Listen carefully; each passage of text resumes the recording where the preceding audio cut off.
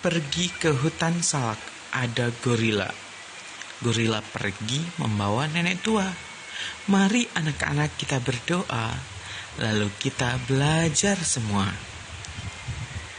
Adik kakak asyik menggambar. Gambar dirancang memakai pensil baru. Ayo duduk yang rapi dan benar. Mari kita dengar penjelasan Pak Guru.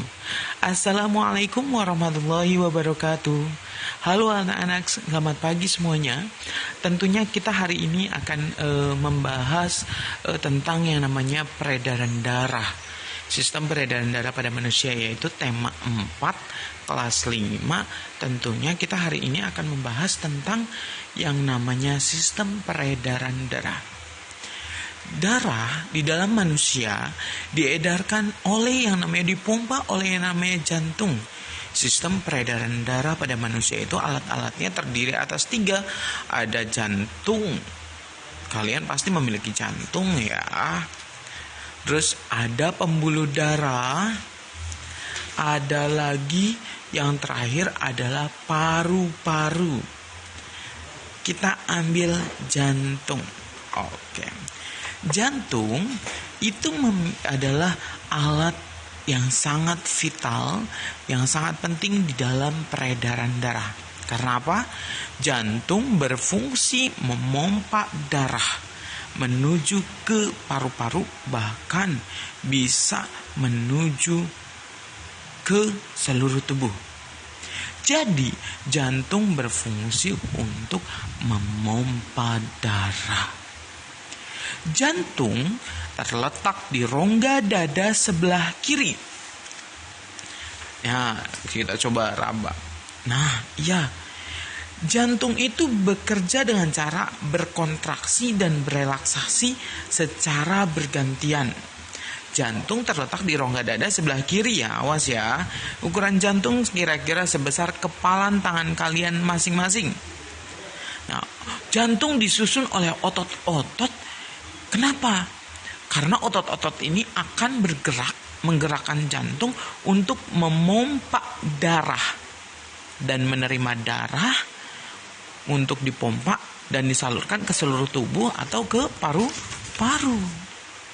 Nah, otot penyusun jantung namanya miokardium. Oke, kita bahas masalah jantung. Nah, ini adalah jantung yang ada di depan kalian. Ini adalah jantung. Nah, jantung, ruang pada jantung itu ada 4. Kita bahas ya. Jantung itu ruangannya ada 4. Ruang pada jantung ada ska. Ska ini singkat ska, serambi kanan. Ada ski, serambi kiri. Ada beka, bilik kanan. Ada beki, bilik kiri. Jadi ingatnya ska, ski, beka, beki. Serambi. Serambi ini dua-duanya adalah untuk menerima darah. Kalau serambi kanan menerima darah yang mengandung karbon dioksida dari seluruh tubuh. Atau pokoknya dari seluruh tubuh bagian atas atau bagian bawah. Ini menerima darah yang mengandung karbon dioksida. Pokoknya yang bagian sini itu mengandung karbon dioksida. Kalau yang sebelah kiri itu mengandung oksigen. Oke. Serambi adalah fungsinya semuanya sama untuk menerima darah. Kalau serambi kanan menerima darah yang mengandung karbon dioksida dari seluruh tubuh. Kalau serambi kiri adalah menerima darah yang mengandung oksigen dari paru-paru. Oke, awas, ini menerima darah yang mengandung oksigen dari paru-paru. Nah, sedangkan bilik kanan adalah tugasnya bilik adalah memompa darah.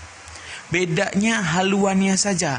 Kalau bilik kanan memompa darah yang mengandung karbon dioksida menuju ke paru-paru.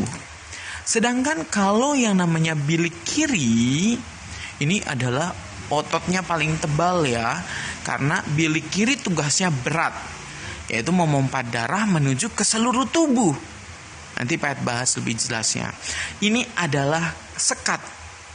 Nah, ini adalah sekat yang memisahkan darah yang mengandung karbon dioksida dan mengandung oksigen. Apabila tidak ada sekat, nih yang ini nih, ini sekat namanya. Apabila tidak ada sekat, nanti darah yang mengandung karbon dioksida dan oksigennya itu bercampur.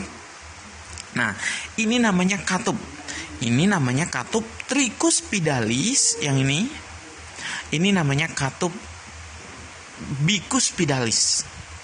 Awas. Nah, ini namanya yang merah, ini awas nih, yang ini nih. Tuh, ini.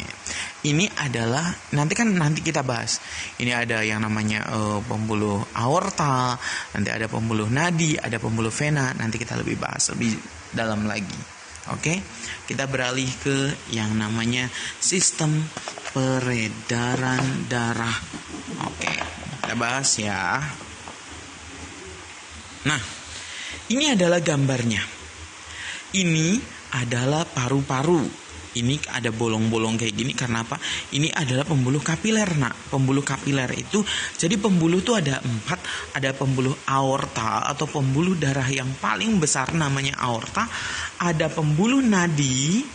Pembuluh nadi itu adalah pembuluh darah yang mengalirkan darah menuju ke seluruh tubuh. Tuh, seluruh tubuh. Ada pembuluh vena, adalah pembuluh darah yang mengalirkan darah menuju ke jantung. Ini adalah jantung yang tadi kita bahas. Nah, ini jantung. Jantung itu terdiri atas 4 ruang. Ada serambik kanan, ada serambik kiri, ada bilik kanan, ada bilik kiri. Ini sengaja Pet warnain, satunya hijau, satunya putih. Kenapa? Kalau yang warna hijau ini darah yang peredaran darah yang mengandung karbon dioksida yang sebelah kanan. Ini kalau ini makanan ya, kalau di ininya. Nah, itu yang mengandung karbon dioksida. Kalau yang putih-putih yang nggak diwarnain, ini adalah yang mengandung oksigen. Oke, kita bahas ya masalah peredaran darah.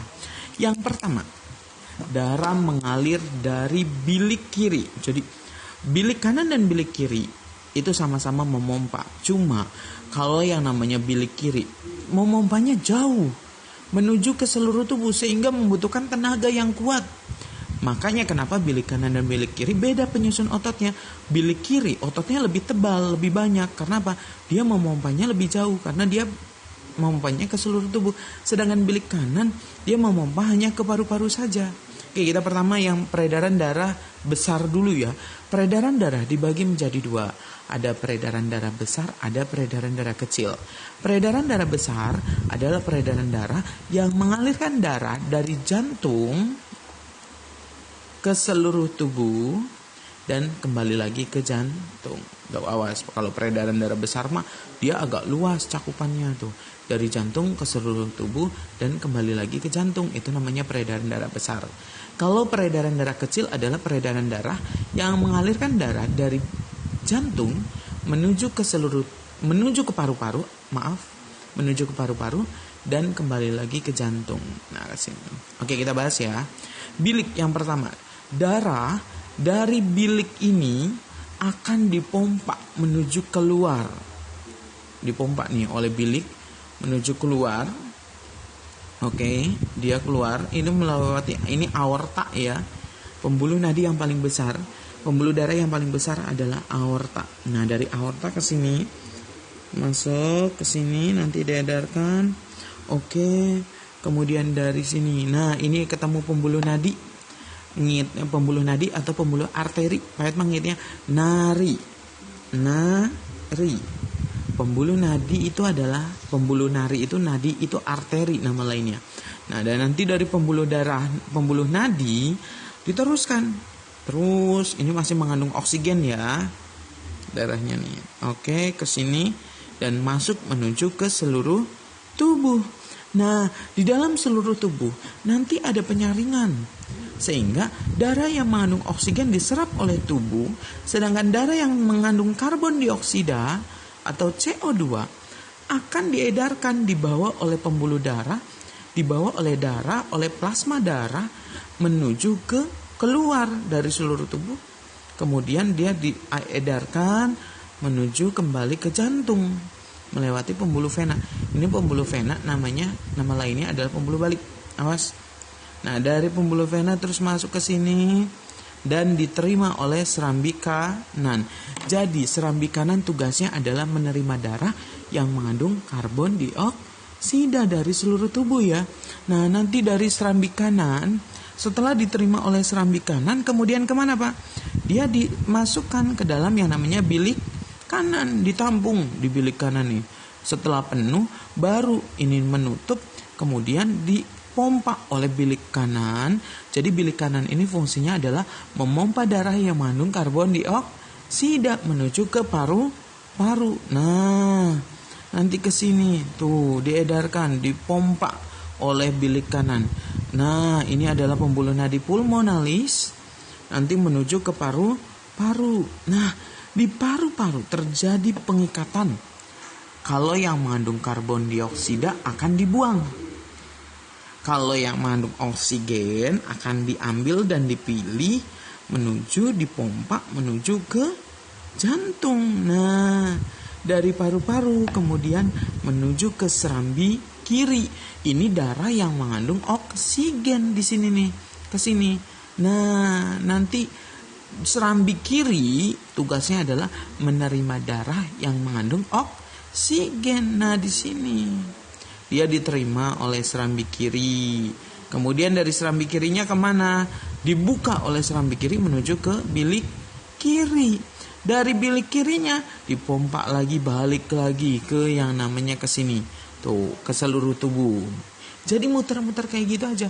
Jadi kesimpulannya adalah pembuluh darah itu ada pembuluh nadi atau arteri, pembuluh vena atau balik, ada pembuluh aorta, ada pembuluh kapiler. Pembuluh darah yang paling besar namanya aorta. A-O-R-T-A. Kalau pembuluh nadi yang pembuluh darah yang kecil itu namanya kapiler. Oke? Nah, awas tuh. Oke, sudah paham? Nah, kemudian kita lanjut ke darah. Nah, hai, aku adalah darah merah katanya tuh.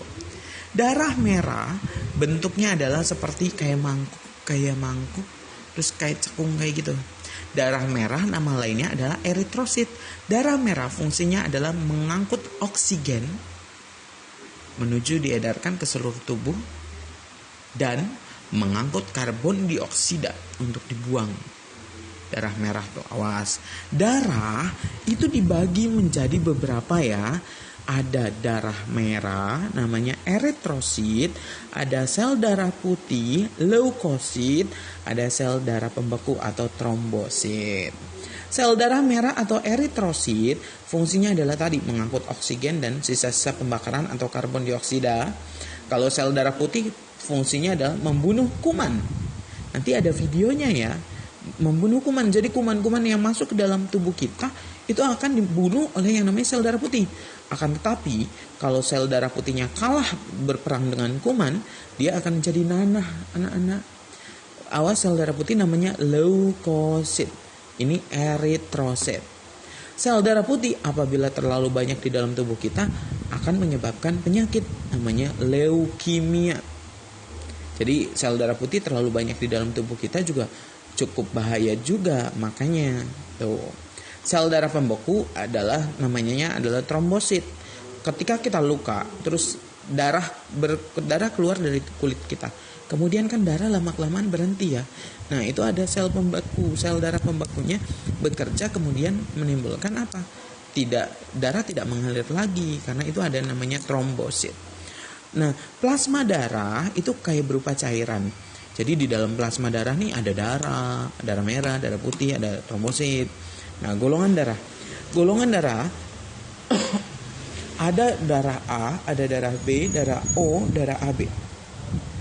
Kalau darah O donor universal, artinya darah O ini bisa, kalau misalkan ada di antara kalian yang kekurangan darah O ini bisa menyumbang ke semua darah. Sedang namanya donor universal. O itu donor universal ya. Kalau AB itu resipien universal, artinya yang menerima darah. Jadi golongan darah AB itu bisa menerima darah A, darah B, dan darah O. Nah, itu.